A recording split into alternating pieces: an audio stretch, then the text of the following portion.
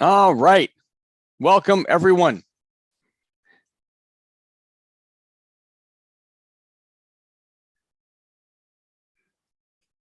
Welcome to 5 Live Code School. We're starting. Okay, cool. Feel free to unmute yourselves or mute yourselves as needed. I'm going to give you a bit of an agenda here for everyone in class and for those outside the class can understand what will happen here. So let me go ahead and pull this up and then I will share it. All righty. Are you seeing the, let's see, agenda, or are you seeing 5 Live Free Code School? Agenda. See the agenda. Excellent. Okay, good. All right, so this is what we're going to cover. Some greetings. We'll let some of the viewers who are watching know how this works. And then we'll do some introductions all the way around. I'll have this up on the screen just to remind you of what we'd like to go over. You can see what it's on there. The interesting fact about yourself, share whatever you want. I've got plenty about mine that are not fit for public consumption, but I'm going to share anyway.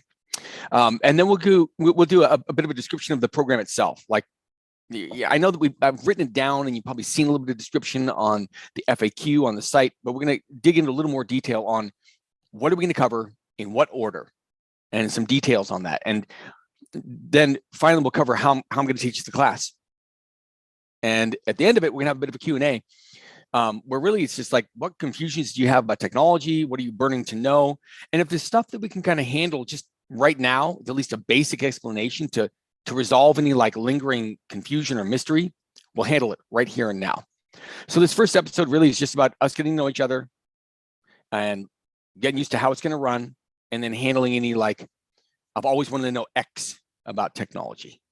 So I'm going to stop sharing for right now and just, at least for our viewers, let you know what this is, what you're watching, and how it's going to work. Because this is not a normal Twitch where everybody's just going to watch from outside and maybe watch me code or play a video game, which wouldn't be a lot of fun. Instead, this is a live class. And the people you see on the screen are students, and I'm the instructor, Eric Gross. This is 5 Live Code School. And these folks are going to learn to code over the next several months and become well-rounded entry-level software developers. You'll get to know each of them if you're watching. I think they're really, really, really awesome people. And each of them has, like, in their own very unique, wonderful way, made it very clear that 1, they really want this to break into the industry, and 2, they're uniquely qualified, and 3, they're going to bring something really interesting to the industry when they do become technology workers. So the way it works is these classes are broadcast regularly on Twitch. And by the way, I won't very often be talking directly to the viewers. Okay, I'll be talking to the students. So these classes will stream regularly on Twitch. You can check out the channel. As soon as the class is over, it'll be stored permanently on YouTube. There will be homework and projects and assignments. All of those will be publicly available. And if you go to this Twitch channel, you'll see links to the FAQ about the school. You can find all those links there. How do I find the homework? All that kind of stuff. It's all there. And so if you want to follow along, you can also become a well-rounded entry-level, full stack developer, which is really, really cool. And so that's pretty much it. A lot of the other stuff, just go to the FAQ, it'll be answered. What I'm going to do now is just some introductions. I'll make mine really, really brief. You guys will learn way too much about me as the classes go by. And then I want all of us in the class to meet each other, get to know each other. So again, my name is Eric Gross. I'm originally from Northern California. I grew up in the Redwoods, the son of hippies. More on that later. I've been programming since I was around 11, operated nuclear reactors in the Navy. I've been a software engineer, lead developer, architect, and I've taught technology for many, many years. And I'm doing this because I really, really like to help people. I know how to run boot camps, and hopefully it'll attract a lot of attention. People will watch it and break into the industry. So that's enough on me. Like I said, you will learn lots about me. Oh, and I like coffee and I like cigars. All right, so let me pull this agenda thing back up on the screen, and I'm just going to go through and have each of you kind of share a bit of what's on here. In fact, I wonder if I can, share screen. There we go. All right, let's start with Alexandria. I'm just going alphabetically what's here. Alexandra, can you just take a look at these 5 points here and just tell the class? And remember, you're talking to the class. People may or may not be watching. You're talking to your fellow students. Just share a little bit. Yeah. So I'm Alexandria and I'm from Arizona, USA.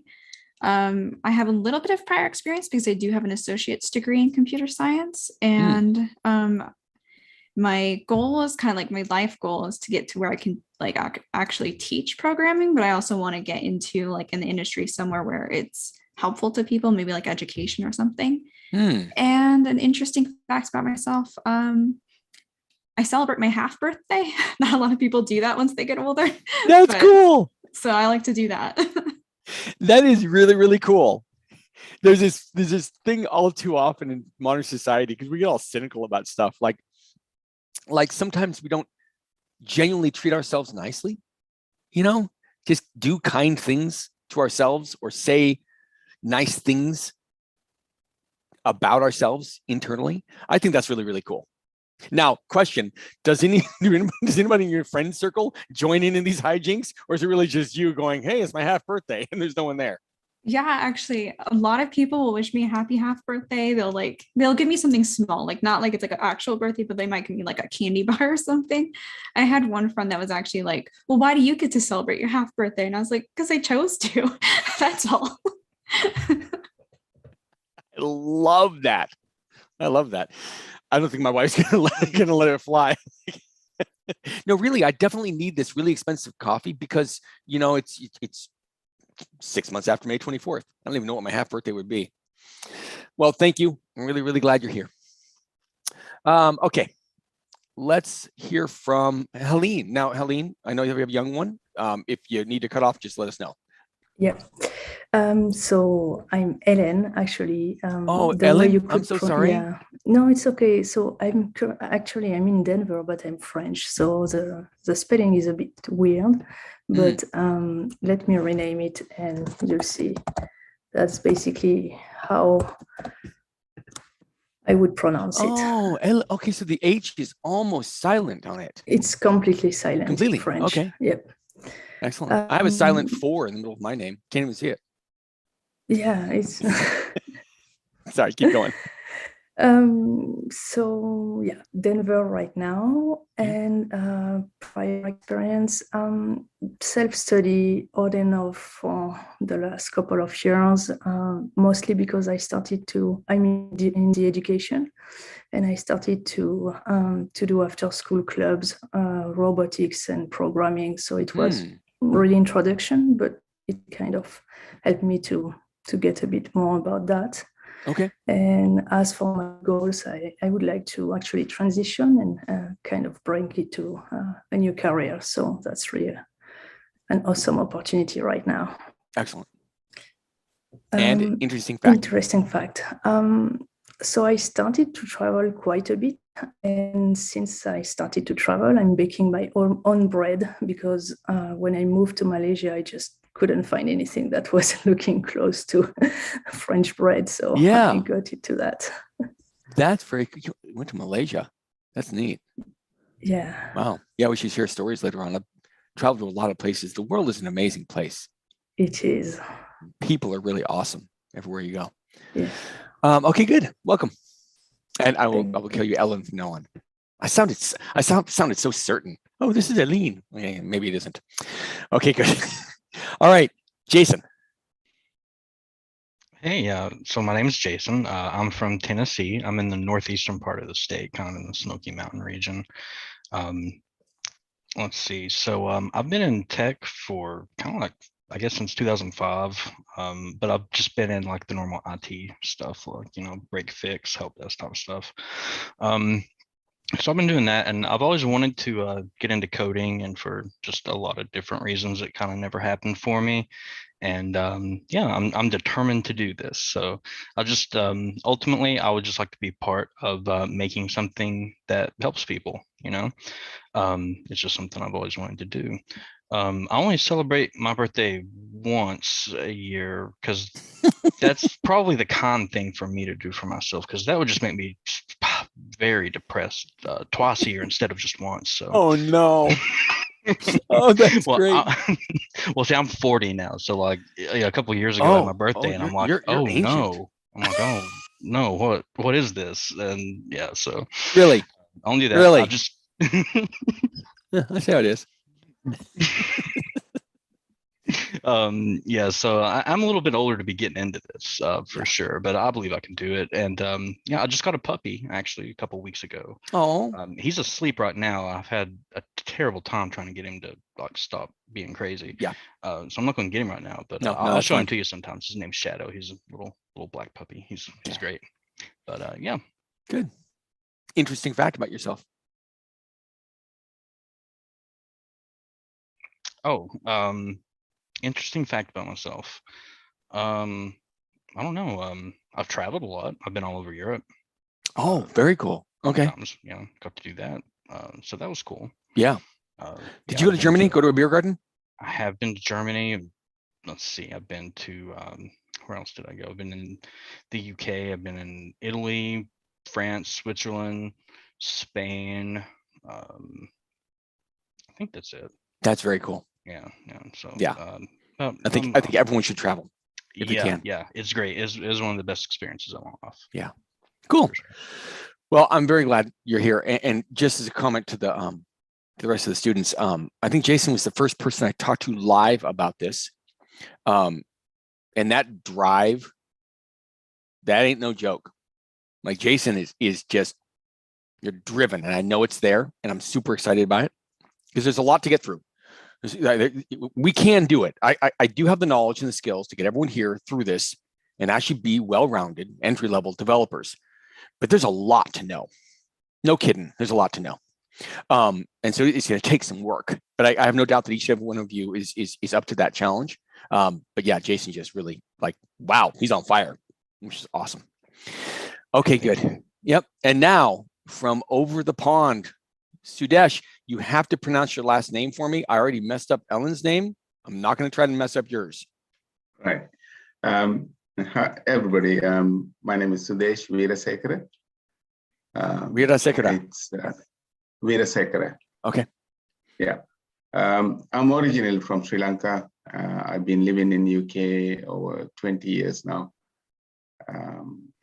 My background is manufacturing and process development. During last 20 years, I had some web development experience with WordPress and HTML and CSS, little bit experience. And I always wanted to make things, develop things, but I was frustrated that not knowing the languages. I tried, but because of the time commitments, I couldn't. But I have some ideas of building applications for manufacturing industry, as well as I want to create a pool of developers, especially within Sri Lanka, so they can benefit from the industry and the country. I just thought that was wonderful when Sudesh shared that. Like, you guys will get to know me over the next several months. I have a huge heart, and I really, really, really I admire people that are willing to help their fellow man, and I'm uncynical about it. I don't care. I just think whatever, it's genuine. So I'm a big fat nerd, but I'm also got a big heart. So, all right. Well, I think, I don't think that Jonas is going to make it. I'll tell you a little bit about him. Jonas lives in Ethiopia. One of the first people that reached out to me when I just floated this idea on Twitter. He graduated, and I'll let him tell the full story. He graduated with, I think, at least a 2, if not a 4-year degree from a school in Ethiopia. But he was the first person to say that it was just a really, really poor education. And he graduated with a degree that involved web development and didn't feel like he could do it at all. And knew that like being able to be competent in that area is his ticket to like some financial stability to help his family. And he's just very well spoken, very nice fellow. And so I'll like I said, let him tell the rest of his story when we get him on. I'm going to do everything I can to make him be here on Monday, our next day. That's it for the introductions. So let's go ahead and talk about how this program is going to work. Okay. I'm going to switch over to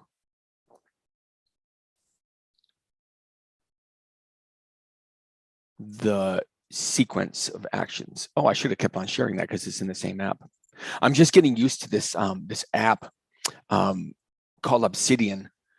I really like it. We'll talk about it more later on.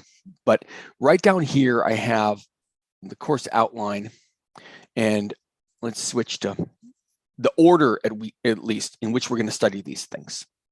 Okay. I've already kind of let each of you know this, but I want to make it very, very clear. We're not going to start out learning to code by actual coding. Don't worry, there's going to be a tremendous amount of practical work. You are going to learn to code, but we start out with programming fundamentals and the basics of technology and computers. I want to make sure that you really understand this digital machine that's in front of you, like exactly how it works. You're not going to get some master's level education in computer engineering, or be able to literally break down and put all back together again every part of a computer. That's not the point. The point is specifically is this, that there's certain characteristics of a digital computer that we're going to dive into. And without actually teaching that portion of the curriculum, I will say that the nature of this machine, this digital computer, starts to really affect the way engineers think. It affects the way we think about solutions to problems. It affects the way we'll view a complex system made up of several connected but independent modules. It can affect the way we interact with other human beings, sometimes to decent effect and sometimes not. But the nature of this physical machine that we use matters. So it isn't going to be a super deep dive, but we're going to cover how that machine works. Along the way, we're also going to cover some just things that are common to any computer program, no matter what the language is. First of all, it's good to know the fundamentals. Secondly, any new language you encounter, you'll be able to take these elements and study that new language against these fundamentals. And it makes it a lot, you can pick up that new language a lot more quickly. And you're doing so with at least a mental roadmap of how to approach that subject. And there are a lot of languages you'll encounter in your career, and new ones coming all the time. And some get really popular and then die off. And then a new one is in the ascendancy. So there's a lot more to these first two classes of programming fundamentals and the basics, but they're going to form the foundation for everything that we lay down afterwards, including that how to think like a developer piece. The other thing we're going to talk about is, in the modern era, in a modern development shop, how do you make software?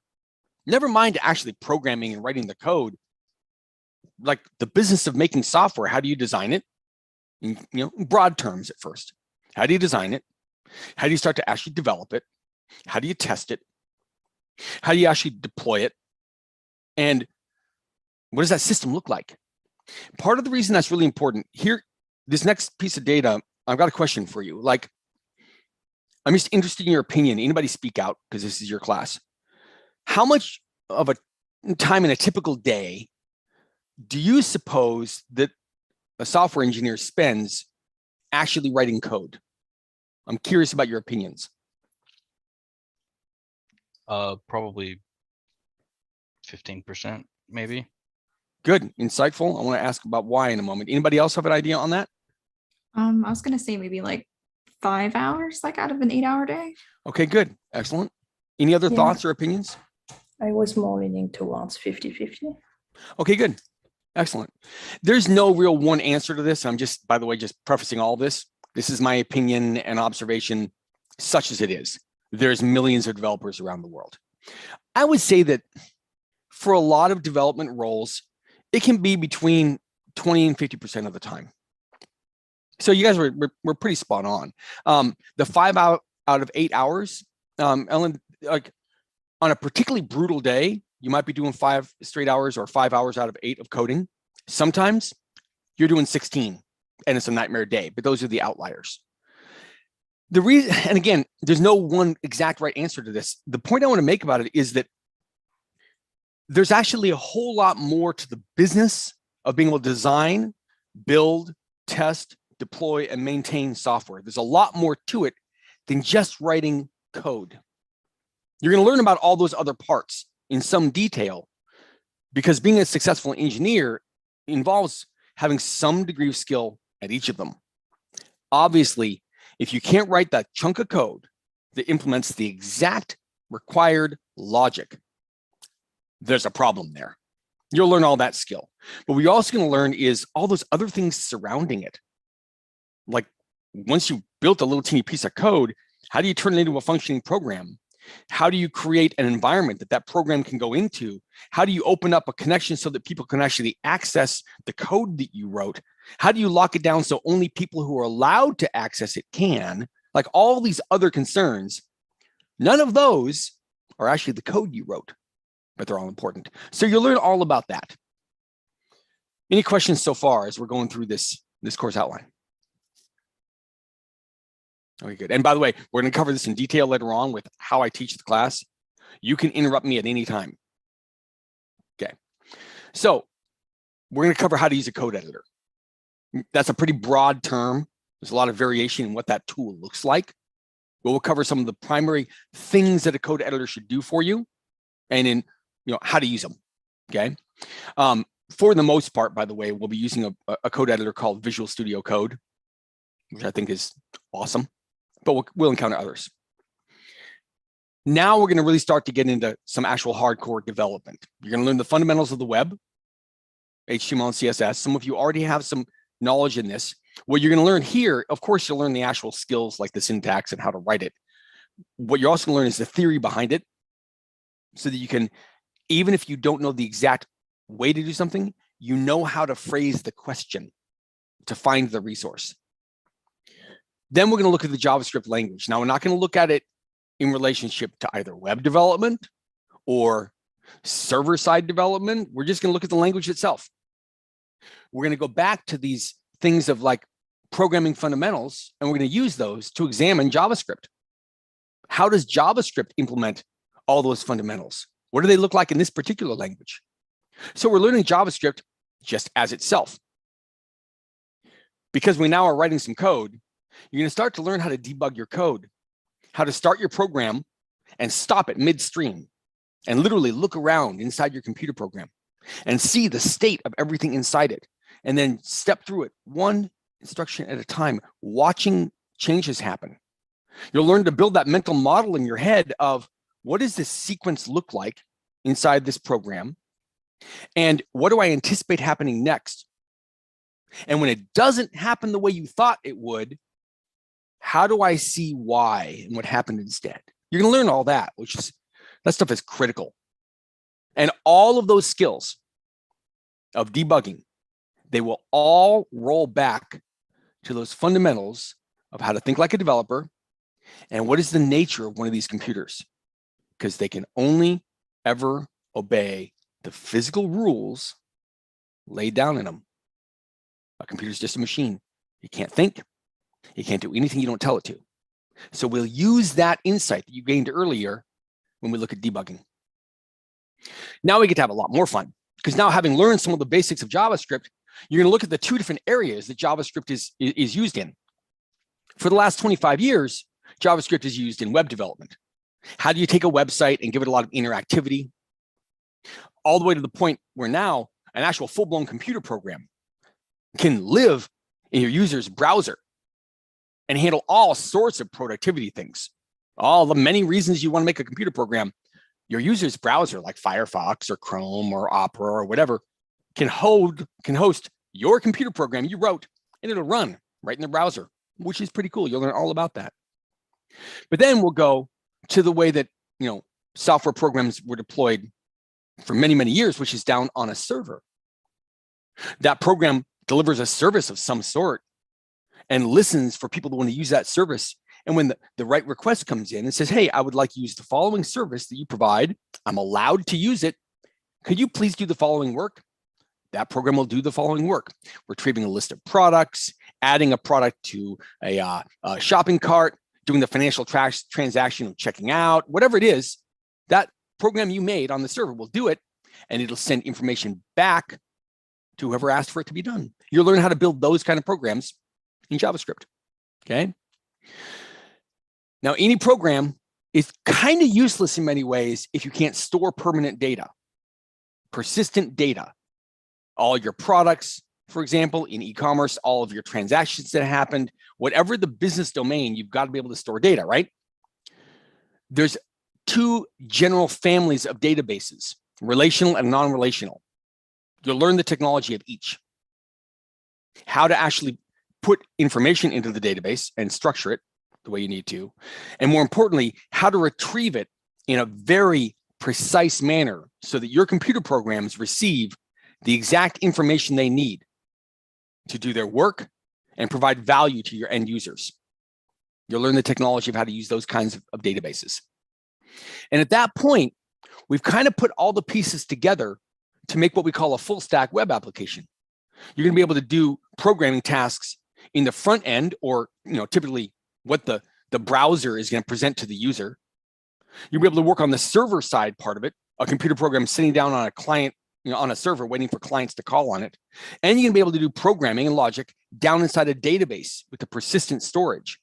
That's a full stack developer. And so what we'll do is we'll pull those pieces together and go, okay, let's start making applications that encompass all three: the front end, the server side, and the database. We're bringing everything together. Now we're ready to start getting really practical. You're going to learn some of the fundamental ways, the basic ways that people approach project management in the industry. There's a lot to know there. You'll get enough of the data that you need just to operate within whatever framework you find on your first job, okay? Be able to speak the language, understand some of the cadence and the sequence in which we do things. But once you're done with that, you're ready to do what I think is going to be the coolest part of the whole program. We're going to do a live project. And what I mean by that is we're going to replicate as close as humanly possible what it's like to actually be working as part of a real development team. And the way we do that is we form a real development team out of all 5 of you, and you work on a real piece of software. It's not something we're going to design just for the sake of an academic exercise. There will be a real piece of software already in existence that needs work done on it. And probably for about 2 weeks, that's all we're going to do. You'll experience the daily and weekly cadence of what it's like to be on an actual working software developer team, to be either assigned or take on yourself specific tasks, whether it's a new feature or a bug, to actually interact with whoever you need to get the resources you need to get that work done, to actually accomplish it and prove to yourself, oh my Lord, I can actually do this job. I wrote code for a real computer program and it was accepted and merged into that program, and now I can see it.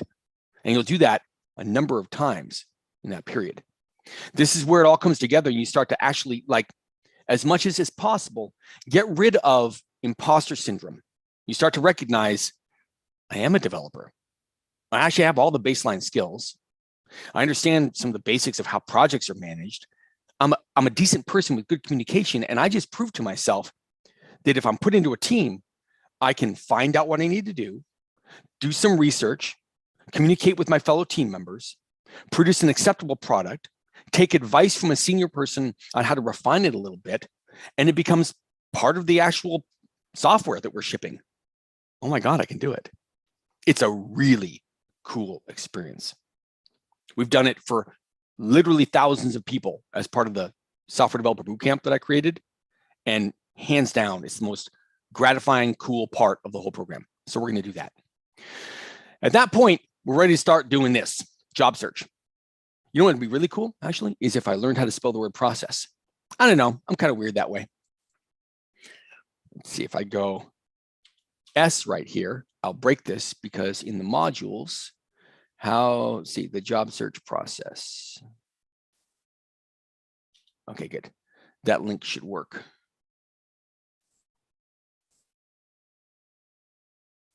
So yeah, we're ready for the job search process. Now, here's the thing. Having all of the skills and experience above this isn't going to help you get the job. Getting a technology job is in some minor ways similar to getting any job, but in certain very, very important ways, it's a lot different. For example, with certain, rare exceptions, not a lot of employers place a huge premium or importance on what are the exact certifications you have. For example, when you're working in, well, actually, I got a question. This is for Jason. You've worked in like help desk and that sort of thing, right? Yeah. Are there help desk, break fix, stuff like that. Are there certifications for your industry? Oh yeah. There's if you want to just break into it, you would start off with the A+. There's a hardware portion and a software portion that just teaches you the basic fundamentals of how software works, how to troubleshoot hardware. But you kind of start off there if you wanted to get into doing what I would want to do. That would be the entry point, kind of like HTML is the entry point where if you want to learn how to code, it's what you first start with. Yeah. So let me ask you, if you don't have that cert, how easy is it to break into that industry? It depends, honestly. It's again, I think it's very similar to getting in programming. You just need one place to say yes and take a chance on you. You get that first step in the door, you get that first bit of experience to put on your resume, you're in. Absolutely. And that doesn't mean you're going to get every job you apply for after that, but it's going to be exponentially easier when you get that first 6 months to 1 year of real experience to put on your resume. So you can still get into it without the cert. Some people argue certifications like that are useless. Some people swear by them, kind of like the boot camp self-taught thing. Yep, absolutely. And thank you for sharing that, because you brought me around to like the what I think is the most important part of it, which is that there's a lot of routes to getting into that first job.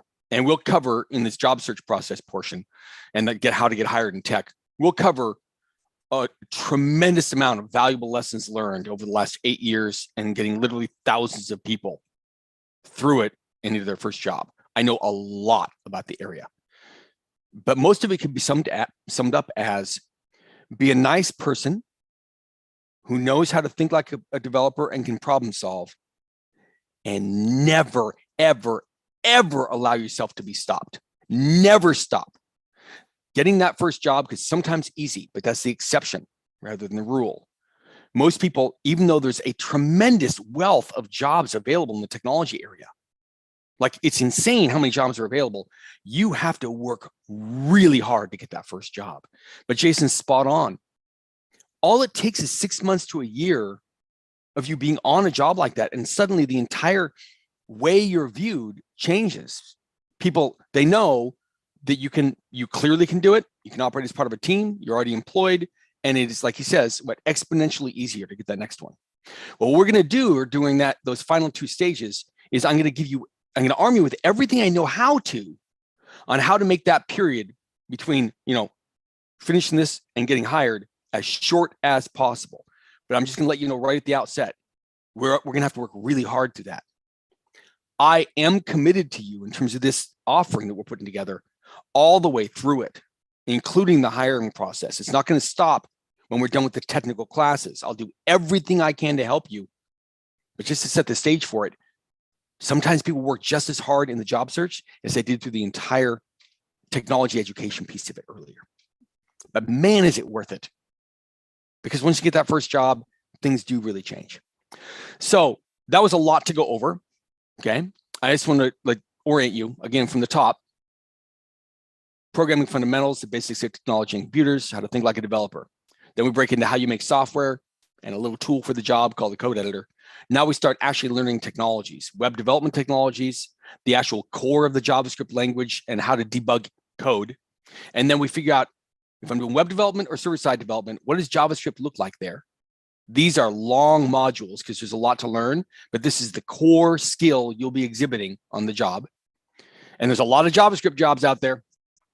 And then persistent data storage of 2 different types, bring it all together with building full stack applications. And then we get to the point where we can do a live project, and then you start job searching. I will warn you that sometimes the job search process can start halfway through this because you start developing connections. People understand you know what you're talking about. I'm not going to be surprised or heartbroken if I lose one of you towards the end of the program because you get a job. I'll jump for joy sit down with a cigar and a whiskey and be very happy. It'll be okay. All right. Now, if there are people paying attention and listening, watching this, okay, as just viewers, I forgot to mention this. If you start watching this and you really like the idea of being one of the live students in the class, because these are pretty cool people, I hope you see that already, do know that if for whatever reason we end up not having 5 and we drop down, there's a bit of a waiting list. But to even be considered for that, you have to have been following along with all these classes and done all the homework, right? Go to the FAQ and you'll see what I mean by that. All right, that's enough. Again, I'm not going to spend a bunch of time talking to the viewers, and talking to the students. Okay, any questions about this sequence we just went over in general that we're going to follow during the class? Okay, cool. All right, now let's go back to agenda and start talking about how we're going to teach the class.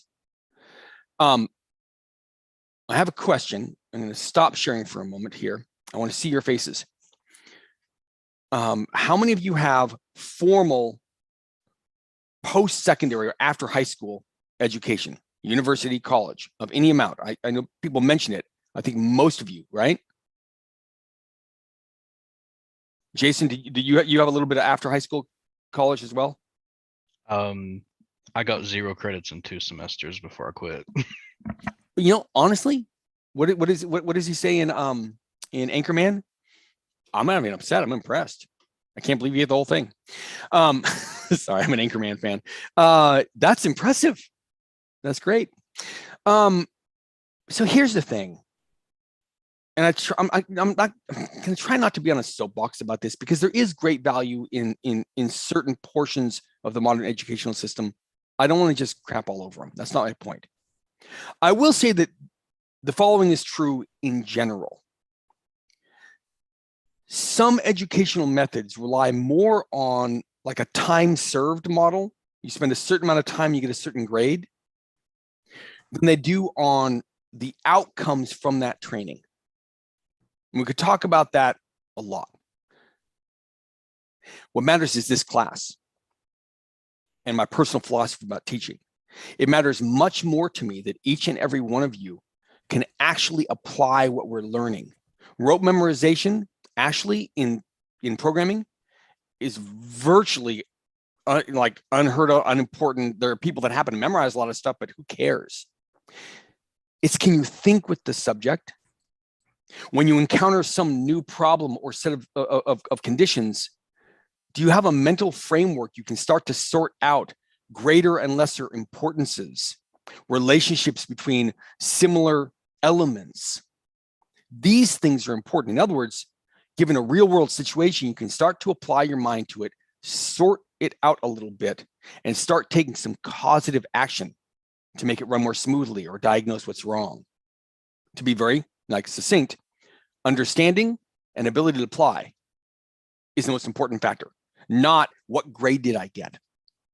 So you won't be getting grades on any of your stuff. It's really, did it work according to what you were asked to do?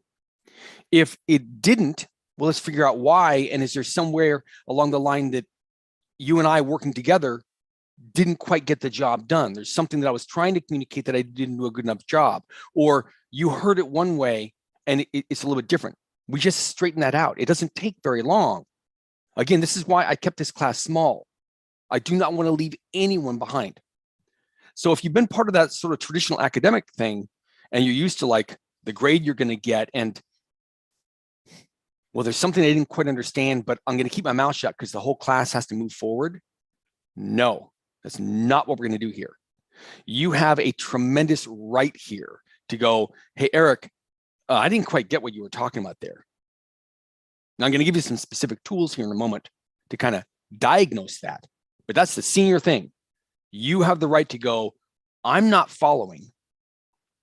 And if I don't understand it, when you ask me to apply it in a practical sense, Eric, I'm going to fall on my face. So can we sort that out? And if inevitably, which is going to happen, we both think you've got it, and you start to do a practical exercise, and you're like, I want to beat my head against the wall, Eric. I have no idea what you're talking about. This is not working, right? There's no blame involved. We both have a shared responsibility in the fact that we arrived at that point. I messed up somewhere. You messed up somewhere. Okay, fine. Let's straighten it out and get you comfortable and able to work through that with full comprehension, not, well, I kind of understand some of it and I'll figure it out as I go later on. No, we're not going to play that game.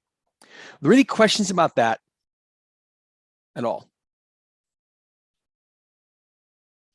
No, none here. I think that's great. I think anybody that that needs something explained to him, even if the other people don't, do get it. I would rather it be explained again to the one. I mean, there's just 5 of us, right? Yeah, right. Yeah, exactly. That's a great point, Jason. And that brings up a thing that it's the 4th bullet point there. It's we may cover data from multiple points of view. Now, I'm going to do that on purpose with the way we teach the curriculum, but it's also going to come up organically with what Jason just talked about. If there's something where you're not quite sure, do not for a moment think that it's an embarrassing thing to say, hey, I'm not quite getting that, or that you're somehow going to cause a negative effect on the other students. The fact is, 1, they may have had a similar question and they didn't say anything.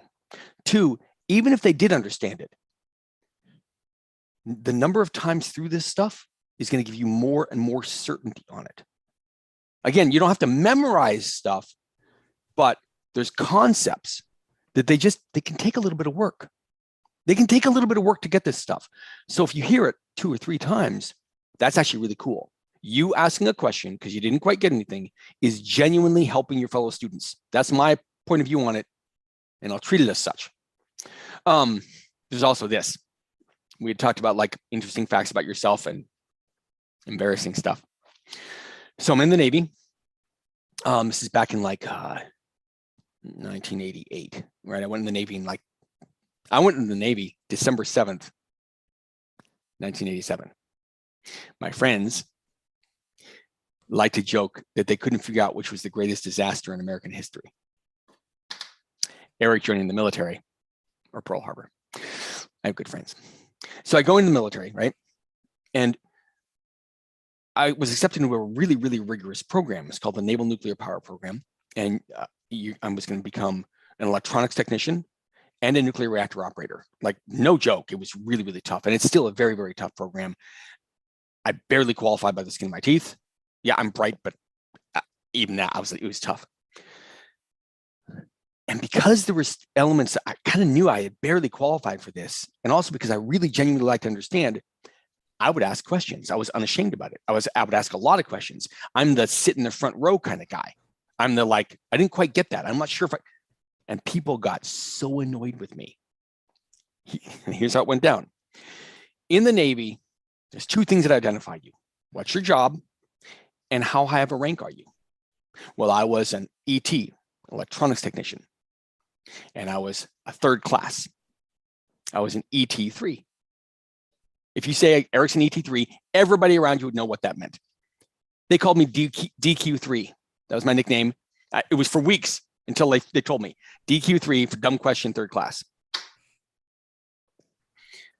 Graduated in the top 10% of my class, and I was picked to be an instructor afterwards.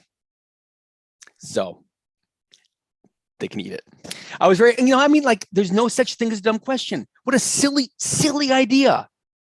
You're here to learn something with the end goal of being able to apply it in the real world on real systems. And they're going to pay you a lot of money for it, and they're going to trust that you're going to do a really good job. Ask whatever questions you want so that when we're done with this months from now, you're like, well, I may have a little bit of imposter syndrome, but I do know a lot. And even more importantly, the things I do know, I can apply. You can give me a problem related to that domain, and I can actually genuinely produce a product. Look, it may not be the most efficient way to do it, but it works. Fine. You want super efficient code? You go to a tremendous nerd like Phil, who is the admin on this and knows exactly what I'm talking about because his mind makes me sick. He's really smart. And he will look at that and go, well, okay, you're right, it works. Well done. We can do this tweak, and this tweak. And now it literally operates at about 100 or 1,000 times the speed, but you got it working. Well done. Thank you. The senior dev didn't have to do that. He or she could come in behind and go, great. Watch this. Tweak. And do you see why and instantly you go, oh, but you got it done. That's where we're looking for when you walk out the door at the end of this. That's the only state you have to be in. The things you do know, you can apply, and then you keep on learning as you go. All right, good. All right, this is the last thing I want to go over, and then we're going to open up for Q&A, and we're going to maybe look at some concepts and start some teaching. Okay, I'd like you as students here to be aware of what I've observed to be some of the major pitfalls in study, because I'll do the best I can on this end to be aware of them and to not commit some of those pitfalls. But it's a two-way street. The more you know about it, the better we'll do. Here's the single biggest one. If you go past a word or a symbol that you don't know the meaning of, everything after that is toast. You're hung up on that. There's this bizarre philosophy in education that you're supposed to be able to figure out the meanings of word by context or osmosis. I've even had this is no joke. I've had parents who I know whose school-age children have been chastised by teachers for going to a dictionary to look up a word they didn't know. Like they should somehow just magically know it. I get passionate about a number of things in life. This one, I'll fight you on. Like, how dare you stop someone from figuring out what a word means? We'll have none of that here. I'll try my best to define the words I'm using. The thing I'm going to ask you to be really aware of and just really watch for in your own mind is, did I really understand what he meant there? And just know that not only is it okay for you to go, hold on, Eric, I didn't quite know what that word means. Not only is it okay, but I'll thank you for it. And frankly, I consider it your responsibility to do so. As a responsible student, to go, he's saying that like I know what it is. If I don't clear it up, that's on me. I was just willing to let that go by. So there's that. Okay. And again, I'll do the best job I can. What makes this ultra important in technology is that technology, the industry takes all these terms that they mean one thing in regular conversation, in regular English, and we tweak them just for our industry. And then we don't define them and we expect people to know them. It's really not very friendly. So any questions upon that? Anybody have any problem like raising their hand going, hey, Eric, you just said blah, blah, blah. I don't know what it means. Is that cool? Okay, good. All right. Second thing. There can be a thing where, and I'm going to try to avoid this, where you're learning a subject and you go on, you're learning one part of it, and you go on to something that's got more complexity in it, and you're having a hard time. And you really think that you're having trouble with that subject, but the fact is, we messed up earlier. The thing you thought you understood well wasn't 100% there. It's like the gradient of what we're teaching gets too steep. I'm going to pay very close attention to that kind of thing. I'm going to ask you to as well. If you start to feel a bit lost in some of this, raise your hand, say you're not quite getting it. But don't be surprised if I don't just then try to keep on re-explaining it and shoving it down your throat. We're going to go back a little bit. And what we're going to do is we're going to find out when you were last doing well. When was the last point where you really felt like, man, I'm bopping along and this is actually pretty cool. And then you weren't doing well. And we're going to find out what I messed up right in there. And that's my point of view. I messed up something, but you've got to let me know. Okay. All right. Finally, and this one's really wild when you're dealing with computers. It can be really helpful if you're studying something to have it, tangible. I'll give you an example of why this became really real to me. So I was back in that nuclear power school, and it was 6 months long, and it was brutal. It was like 70, 75 hours a week that you were studying, right? The Navy owns you. They're going to make you study a lot. And we're studying nuclear reactors. And it was about 3.5 months, maybe even 4 months into this program. And we're just trying to learn so much. We're learning nuclear theory and chemistry and heat transfer and fluid flow and physics and advanced mathematics. But the biggest thing we're learning is how do you actually have a controlled nuclear reaction? How do you have a reactor, a big giant metal container that you put a bunch of radioactive material in and control that and get energy out of it? How do you do that? So we're studying reactors a lot, and it's tough going. I will never forget this moment. I hear noise at the front of the classroom, and I look up, and the instructors are wheeling in some big giant thing on a cart. And it's painted silver gray. And it takes me a good 10 seconds to recognize that what I'm looking at is, I think it was made out of balsa wood because it was huge, right? It was a nuclear reactor. It was the reactor we were studying. They had physically made a mock-up of one with the water tubes coming in and the water tubes going out, with these rods at the top, which is where you could raise or lower radioactive material, with the bottom of the canister shielded with lead and a bunch of other stuff. And I'm just looking at that thing, and it's just like explosions are going off in my head. And so many things I was just forced to memorize suddenly went bam. Well, of course it would be that way. And I was really upset for a few minutes about the fact that that wasn't at the front of the classroom the whole damn time we were studying. We didn't have the mass of what we were studying. It was all these two-dimensional like images, and there was no conception of the scale or even anything. So we have a similar issue with computers. All this stuff happens like in a tiny little device where you can't see any of the moving parts.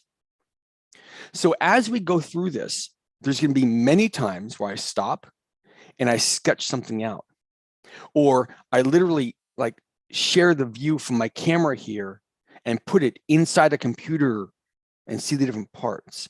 I'm going to do whatever I can to make some of these tiny little things that are like no bigger than a few atoms have some mass for you so you can see them. But if you ever need to see something sketched out or a physical mock-up of it, just say the word to me and we'll figure out a way for you to see that. If you can't visualize it, sometimes that's the problem. It's like these tiny little things, and I'm like, you can't even look at one of them. No one can peek inside these computers and see what's going on down at the level. So that's it. That's no, I just downloaded a lot of information to you. I just want you to be kind of well-oriented to this.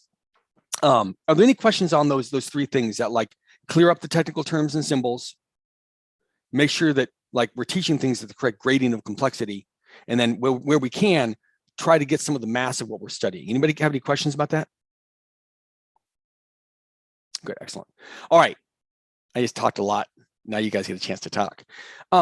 This question I had is just, what confusions have you ever had about technology? Like you keep trying to study it and it never quite clears up, or like, what are you like burning to know about? Yes, we have a whole curriculum ahead of us, but if there's things that are like, I really want to know about blah, what the heck is that? Anybody have anything like that they're curious about? I've always been kind of curious about like what test-driven development is. I don't really understand that. So all right, I'm actually gonna self-document this thing. And so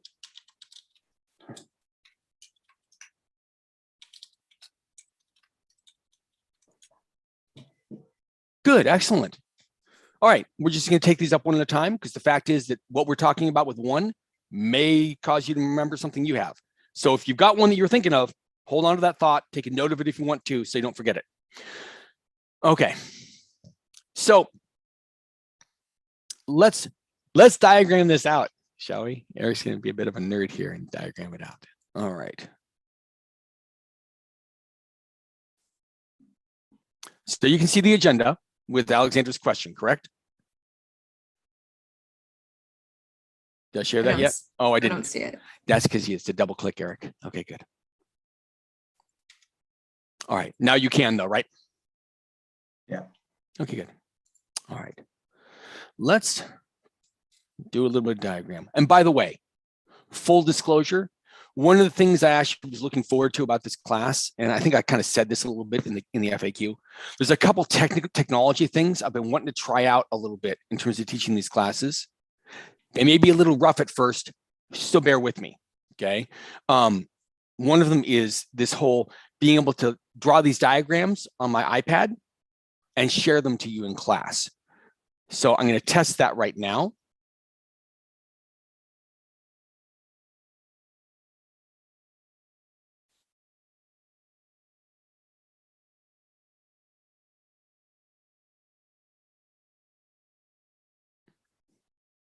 All right. And now I'm going to take this and move it over.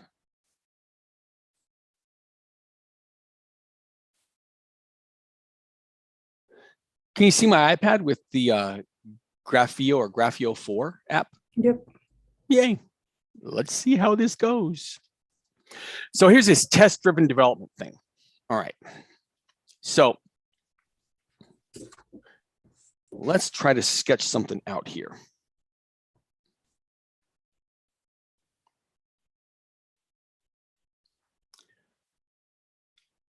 So you have a program composed of just these instructions, one line after the other, okay? But obviously, you're trying to get certain things done. Let's look at the concept of a unit. Oh, I have to figure out how to spell. Hold on a second.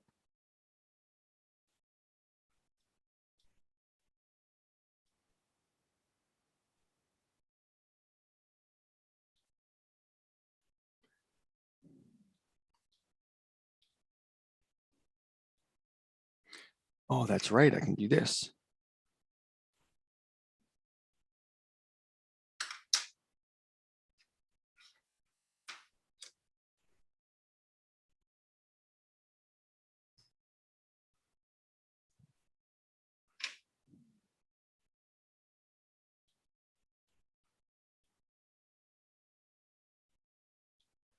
Yep, this isn't going to work. Give me a moment.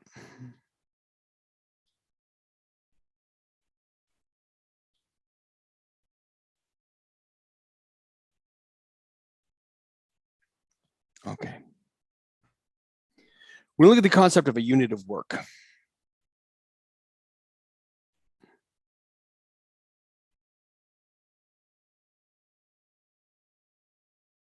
Okay.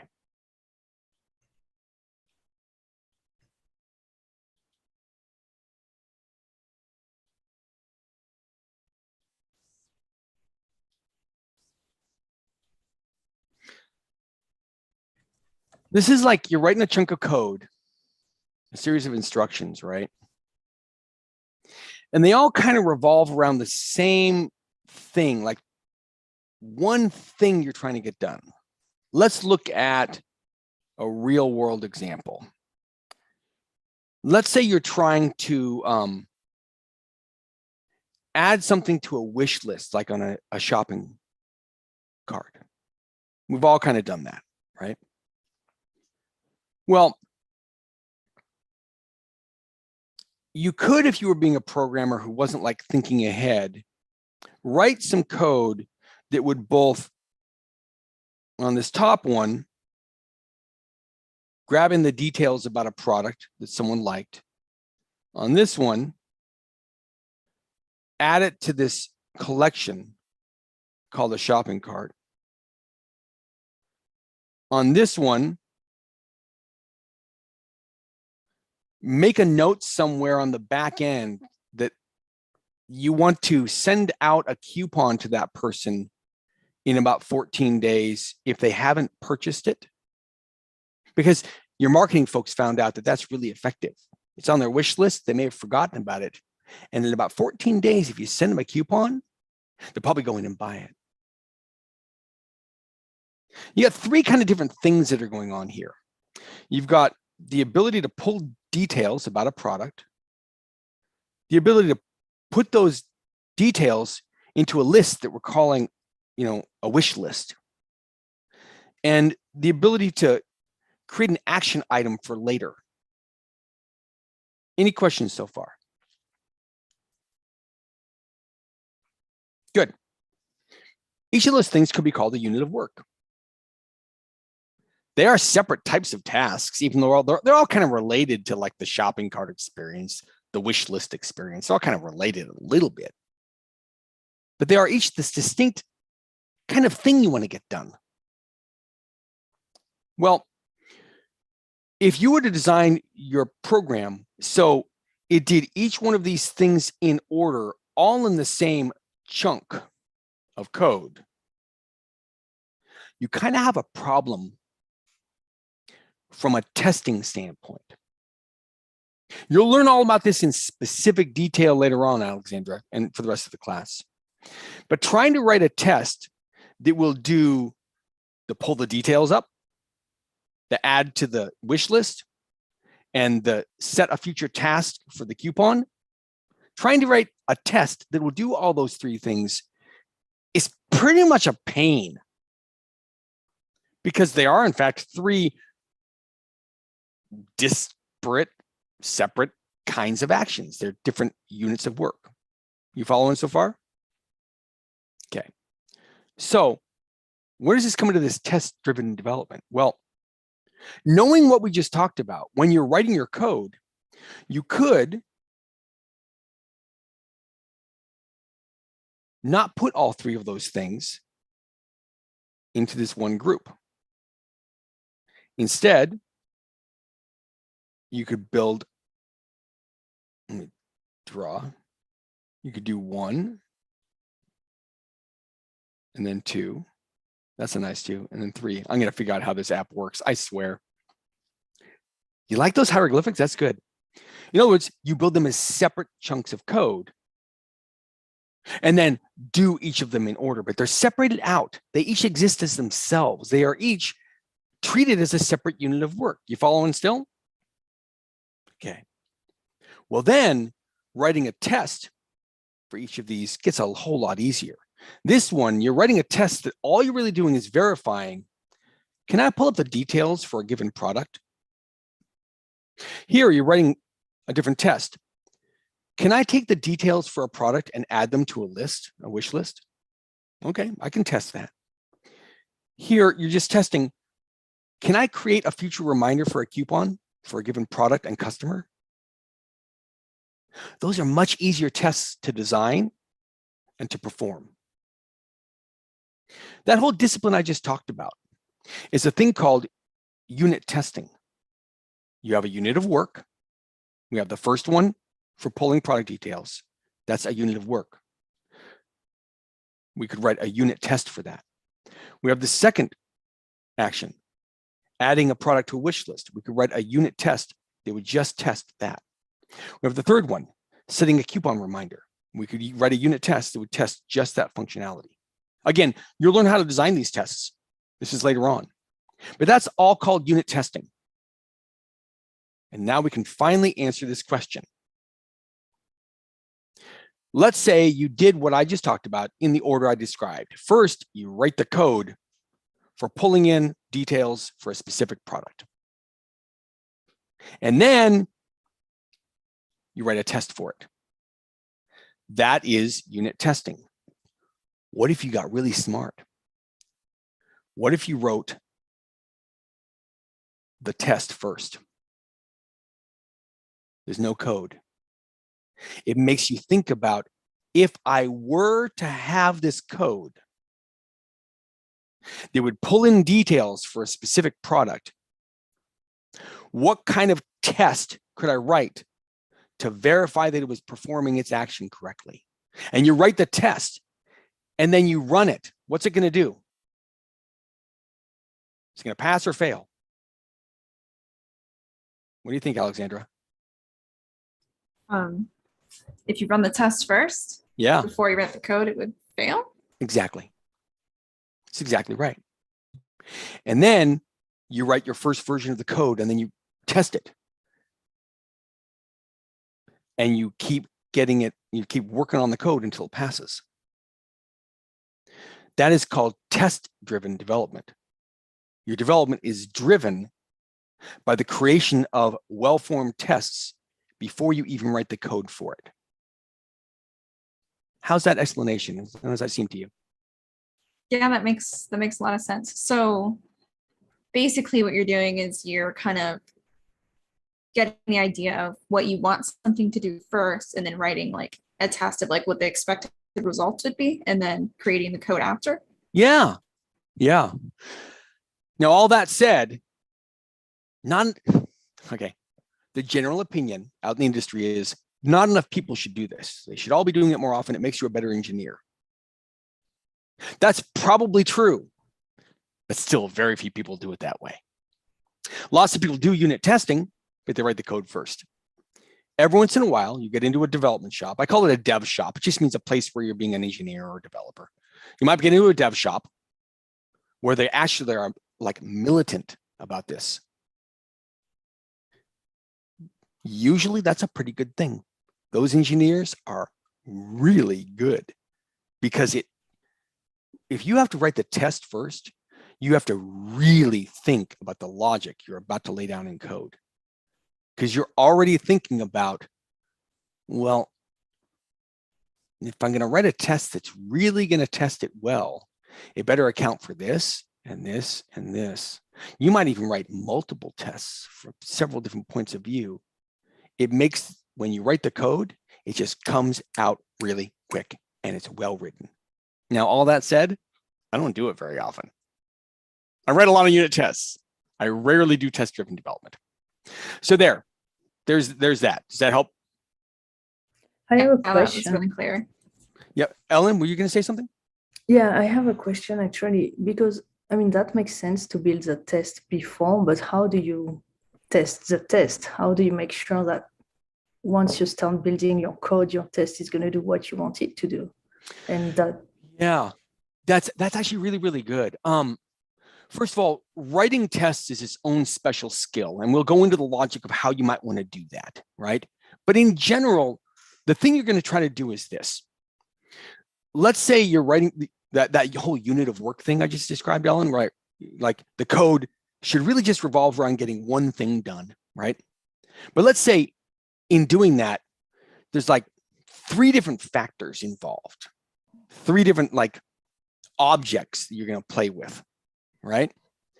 The general philosophy is, let me control 2 of those so I know their exact condition or state, and then test. When I run my code, will the 3rd one that I'm not controlling end up being what it should be? It's very much, for anybody who's done any kind of algebra, it very much is a kind of a mathematical thing. Let's take an unknown quantity, and that's the part you're testing. You're saying, listen, here's my code. I'm going to utterly control all but one aspect of it. I'm going to predict when I run the code with these very controlled factors, does this one other part turn out the way it should? That's kind of what you're testing, right? It's called arrange, act, and assert. That's the paradigm. I arrange all but one factor in a given exact condition. I act. That means call on the code, make it do its job, and then assert. Did this other variable part end up being what I predicted for it? If it did, the test passed. If it didn't, the test broke. Now, so that's a whole, to get to your question, that's kind of how that unit testing thing works. And so you learn that mental model of what are the different elements in this and how do I, in turn, test each one of them. And then you start to get a little more bright about it and you think about these sometimes bizarre things that users can do and go, okay, what if they put in weird input? What if they put in no input at all? What if they specify a math operation that legitimately can't happen? You start thinking about these things called, edge cases, like, well, no one's supposed to use my code that way, but they could. You get very skilled at that. And that just comes with time and seeing how someone else might build a test and you go, I never thought to look for that part. So to kind of answer your question, there's no code test really, I think, that you can run that tests your tests. It's just a matter of when you're writing the code and you write the test for it, one, think about, like I said, isolating each part in turn. and having it be the uncontrolled part and utterly controlling everything else. And two, start to think about what are the odd ways that someone could use this, even though it's not designed for that. And finally, what are these really weird, like edge cases? Talk to other folks like, hey, look at these. I wrote five tests for this. I think I'm kind of covering all my bases. Just put a second set of eyes on it. And what'll happen is you won't ever, I think, arrive at that point where what you talked about exists, where you have a test that can test your effectiveness of your tests, right? That's pretty meta. That's like Inception. That's awesome. But what you will build up over time is, one, even before calling in a second person, you're going to start to really think with those odd sort of like things people can do. And two, you're going to write better code and you're going to write better tests. So yeah, I think the answer is you never really kind of need such a thing, even if it could be built. Just learn the fundamentals of at least writing a couple of unit tests and get better and better. Does that kind of answer that for you? Yep. Okay, that's a good question. Alexandra, your question was awesome. All right, I need to get some water. Give me just a moment. Yeah, same. I'm gonna hop up real quick. Let's take 5. This is 5-minute break. Should have done it earlier. We went for a long stretch. We'll take 5, and then I'll see you then.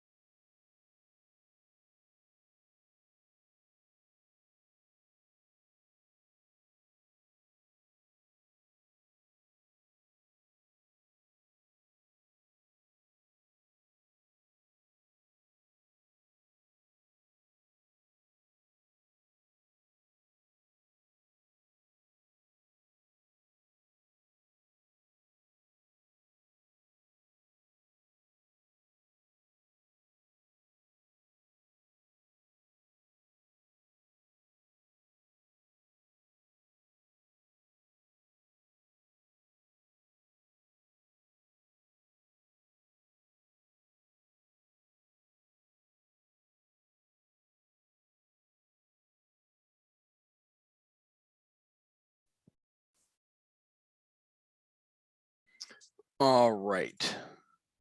I am back. No, it's a little bit early.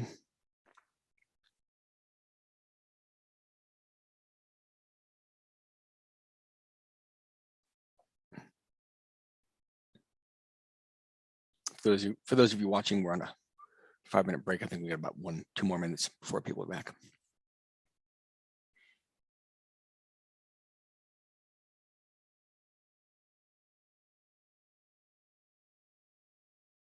Hey, Sudesh, welcome back. I, Thank you for getting up so early for this. that's okay. Actually, it helped me because I came from US about 12 hours ago. I flew back to UK. Wow. So I'm kind of last week, because I was in US, Yeah. I'm kind of aligned with this time. So it's helped me this week. How did that trip go? Yeah, it was good. A lot of Good. flying. Yeah. Yes. Yeah. Were you in Chicago, if I remember correctly? I touched down at Chicago Okay. to Illinois. Yeah. Illinois. From Yeah. Detroit, yeah. Yep. Cool. Excellent. Welcome back. I think we're waiting on Jason.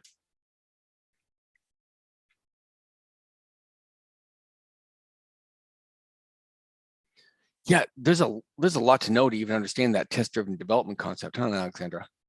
Yes, it has a lot of Yeah. moving parts. Yeah. Just a question on that. Yeah, sure.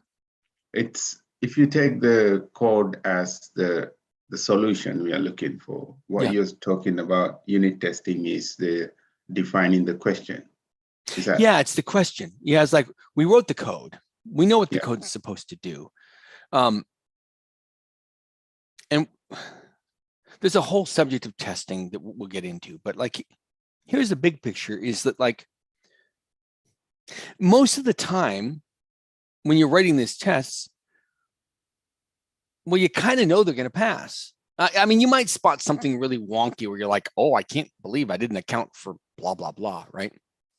And so I'm not saying that they don't have value. They have value right then and there. Again, the better you get at writing them, the more you think about how you write your code. But here's the real big thing about them is that you'll write the code and you write the tests and they're all passing and everything's hunky-dory. And then 3 months go by. You're still running those tests every single time you build your software. Like you got a development team of like 10 people. And every single time someone makes a tiny little change, we're still running all the tests and they're all passing and everything's good. Until one day you or someone else makes a tiny little change to the code and everything's fine and it breaks 30% of your tests. What did I do? One of the big things that kind of testing does is it helps you with what's called regression, which means going backwards. It means you made a change and very often, unbeknownst to you, you broke stuff that you had been stable for a long time and you weren't even looking at it anymore. It's like, no, we built all that and that all works great. Then you make this little change. And since you're not looking over in that area of your program anymore, you might not even catch the fact that you just broke a bunch of stuff. And then you push it out to your users and they'll find it real quick. Like, this is broken. So that's one of the big values of that kind of thing is, yeah, it really does. And you guys will experience this and get more reality. You get better and better and better at writing good code because you have to write tests for it. But the big value comes down the line. It catches when you're like, you have an unintended side effect, we'll call it. Friendly fire. Your own code broke the code you made last month. Does that kind of explain that, Sudesh? Yes. Yeah. Cool. All right, good. So I want to give anybody who has an opportunity to have that with questions like that to bring it up. I love that one. Has anybody else got, what did I say? What confusions do you have about tech? What are you burning to know? Is there anything like that for anybody? I have one. Yeah, Alan. I've been hearing a couple of times lately the word API at work by the IT guy, and I have no idea what he's talking about. Yeah. People throw that word around a lot, but rarely do you get a decent explanation. Here's a real simplified one. It's a way that computer programs can talk to each other. And I'm going to expand on that.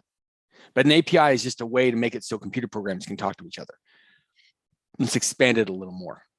Let's say you're a computer program and you provide a service like giving weather reports. I'm personifying a program. You were created by the developers at weather.com, right? And your job as a program is, if you receive a request about weather information, to analyze that request, see the exact thing they're asking for, and if you can, deliver up what's asked for. So we're adding a little bit to this concept. This is a very real one. There's lots of weather websites out there, right? There's even one at weather.com. So I'm not making, this one isn't made up at all. So let's look at that weather.com example. And let's say there is an actual computer program there, because there really is. And it is out there, and it's got documentation about how to use it. API describes how to use it. And what API stands for is application program interface.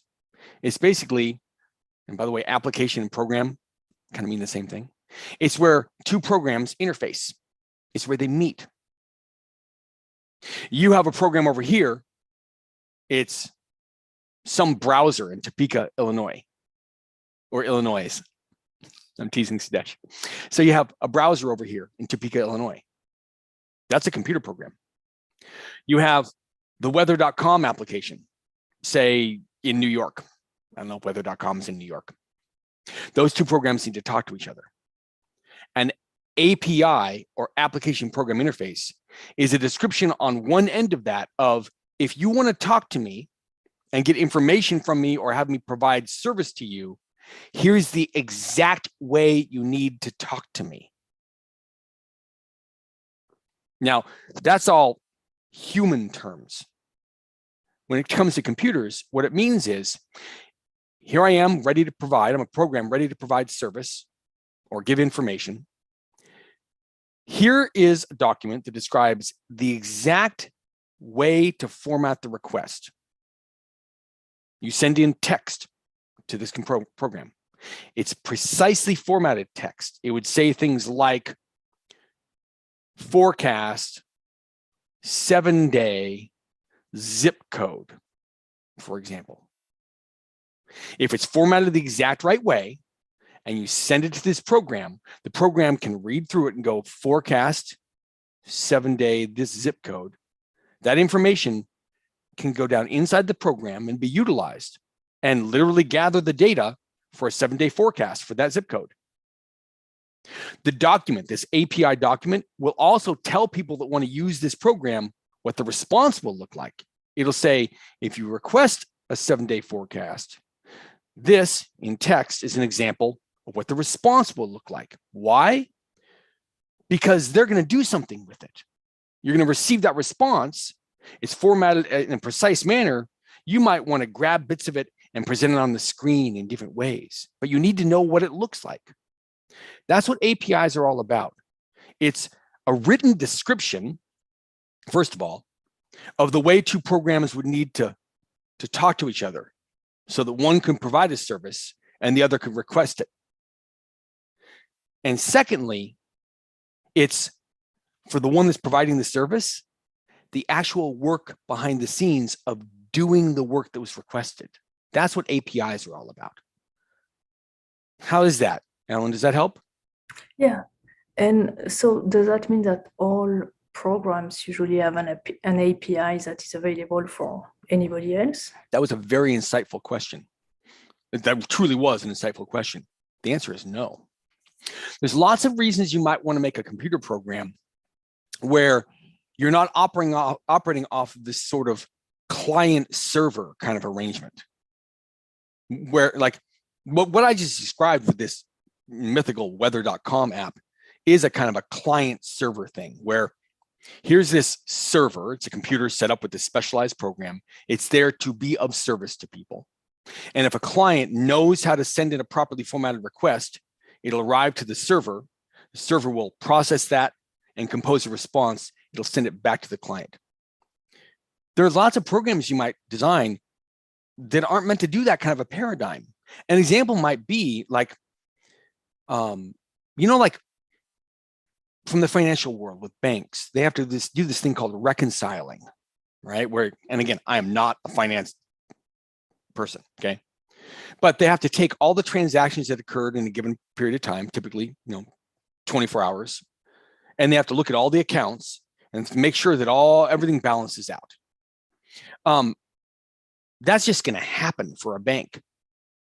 They're not providing that service to anybody else at all.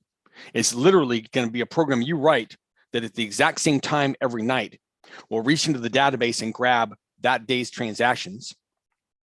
It'll reach into the database and grab the state of all the accounts as of 24 hours prior, and it'll run through a bunch of code to do this reconciliation thing. That's not a need for an API kind of situation. You see that? So that was actually a really, really good question, Alan. And that was my ring falling on the ground. So no, not all programs will need to do that. It's only when you legitimately are putting something out there that has a large pool of people that might want to use it. Cool? Okay. Thank you. Yeah. Other questions? Love this. And if there aren't any, that's fine. The big thing I wanted to get here is I don't want you entering into this training with still like one or two things you're like, well, I just can't get past this because I keep hearing it, or I want to know what that is. Get that stuff out of the way before we start. And if there aren't any, that's really good. Well, I don't have any right now, but you know, I'm not shy. Something pops up, I'll ask. You know, Yeah. I'm usually not too good when I'm put on the spot of like, hey, anything right now, and it could Right, just be and then something it'll I'm come thinking of right now. Yeah. Yes. Then just ask. Fully fine. Just one bothering thing I have for the whole understanding of programming. Yep. One of the frustration I had is one is where to start, and because there's so much information online, and the resources are there, and we don't know where to start. Yep. Because there are frameworks, there are languages, there are so many things, and this is why the 5 Live, when I talked to Eric, the way you are presenting this program is from us from the understanding of fundamentals. That is the key thing. So in line with this, I know we are all eager to do this within 6 months to 1 year or whatever that time frame. But there are other information online. Should we follow those information, or should we wait? And this is a question that. Oh, Sudesh, this is a good question. It's a good question. The last thing I would ever want to do is tell you not to look around and learn. It would be absurd, honestly. I will say this. Part of the reason why a lot of the resources out there to try to learn this are very, very difficult is because they assume prior knowledge on the part of the student. And I can tell you from having worked on the core curriculum for the boot camp that I co-founded for about 5 years straight, it's a very hard problem to solve. There's so many moving parts in the physical machines and in computer programs and in the broad technology landscape. And it's very young, the computer industry. It's only 70 or 80 years. And as far as human endeavor goes, that's a blip. I like to compare it to just looking at how long have people been working with masonry, with creating, either taking physical stone or creating artificial stone, i.e. a brick, and building things with it. Thousands of years. And the amount of technological know-how in that area is incredible. And the amount of change in that industry is almost zero. We've only been around 70 or 80 years. So to fully answer your question, look as much as you want. I have no problem with it at all. I will say that until you've gotten through, especially those first 3 or 4 modules about the fundamentals of the digital machine that we're all using, the fundamentals of any computer program, the process of how to actually go about making software, and how to think like an engineer, until those are like pretty solid in your mind, you're going to keep running into the same sort of thing, which is one, here's a bunch of data. How do I sort out relative importances? 2, even when I choose something and dig into it, there's a bunch of terms in it that aren't being explained, and that I don't fully have a framework, a mental model for how to arrive at a decent explanation for. That's why I'm going to spend that much time at the beginning when we're not even writing code, just because that situation I just described of the state of training materials for the industry is not going to change when you're done with the boot camp. It's still going to be a very confusing mess. And the pace of change in the technology industry isn't going to slow down anytime soon. So I'm not interested in just teaching you some sort of flash in the pan. Is there anybody who doesn't know the term flash in the pan, that idiom? No. Okay, good. I'm not interested in teaching you all some flash in the pan technology that's popular right now, might get you a job real quick, but it could disappear in a few months or years. This industry, if you're going to have a long-term life in it, you have to know how to navigate the inevitable big amounts of change that'll occur. It won't be small, it's big. We're looking at Web3 and cryptography and all that, and crypto, like there's a lot of change on the horizon. I want you to be able to navigate that. So does that kind of give you a little bit of way to think with that on your own? I'll never tell you what to do on it, but I recommend let's just do the curriculum until you feel like, I can go dive into some stuff and go, that one's really good. That's actually a piece of junk. Okay, I'll pay attention to this one. Is that cool? Yes. Yeah, it's a question of how you navigate among the overwhelming resources and information out there. So I think, look, I summarized like in 12 or 15 modules, kind of what we're going to go over. There's a lot more I could say on every single one of them, but we're just going to do the curriculum. But that idea of equipping you to navigate your career long-term really well, that's super important to me. You can learn some of these technologies in a lot of different places. Navigating a career well in the long term, that's what I really want for you. Because here's the thing is, we can all think of the job we kind of think we're going to go into in the first year or so after we get done with a training like this. I can tell you what you're going to be doing 5 years down the line. You probably have no idea what it is. It might be even a job that you don't even know exists right now. There's so much room inside this industry, and there's so much change, which is so cool because you'll find the kinds of things you like doing. And that role will come along where you're like, oh man, that really resonates. I'm not a full stack web developer. I'm over here doing, say, advising people on lean manufacturing and how they can improve their software development. I'm not even writing code anymore, and I love it. And I'm super effective at it because I know what it is to be an engineer. I know what it is to be. You never know. You never know. And so I just want you to have not just, here's the technologies, HTML and CSS and JavaScript, and some database. Yeah, you have to know that. I want you to be able to think with them and think long-term and deal with the change that is going to come down the pike. That was a long answer. Is that good? That's good. Thank you. Okay, good. Any other questions or anything? Good. Well, besides all the stuff we went over, one thing I'm just really, really happy about is just always just see you guys all in person. Like when I put this idea out there and started getting some responses, they were all pretty good responses, but every single one of you that are here, there was something about what you wrote down that just hit me in the heart. I'm like, that resonates.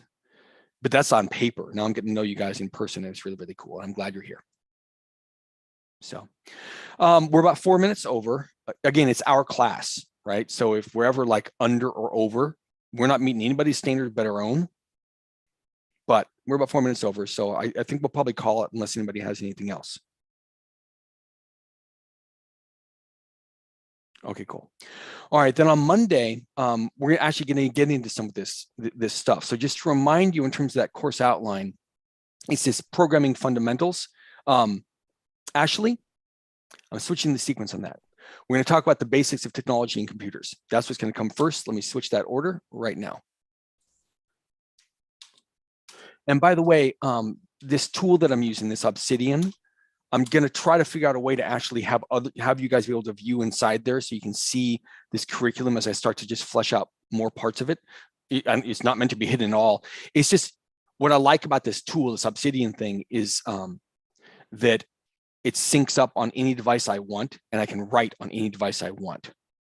And so, like, I was out and I was on my cell phone today and I got an idea and I make a note on it and I get home and it's on my desktop. It's automatically smooth, love it. So we're gonna talk about the basics of technology and computers. And so we're gonna start to dig into, like, what are these digital machines, including what does digital mean? Which is kind of, everybody just uses the word all the time. Nobody explains what it means. So, all right, good. I think that's it. Unless anybody has anything else, we're going to call it, and I will see you guys on Monday night. It's so nice to meet you all. It's been really cool. It's nice to meet you too, and everyone else. Eric. Yeah, it was great to meet you all. Thank you so much. Yeah, we're going to go enjoy our night. Sudesh, have a good day at work. Thank I'm you. sorry. Wait. Is it Sunday morning for you right It's now? Sunday, yes. Okay, so never mind. yeah. Thank you for getting up early. All right, have a good one, folks.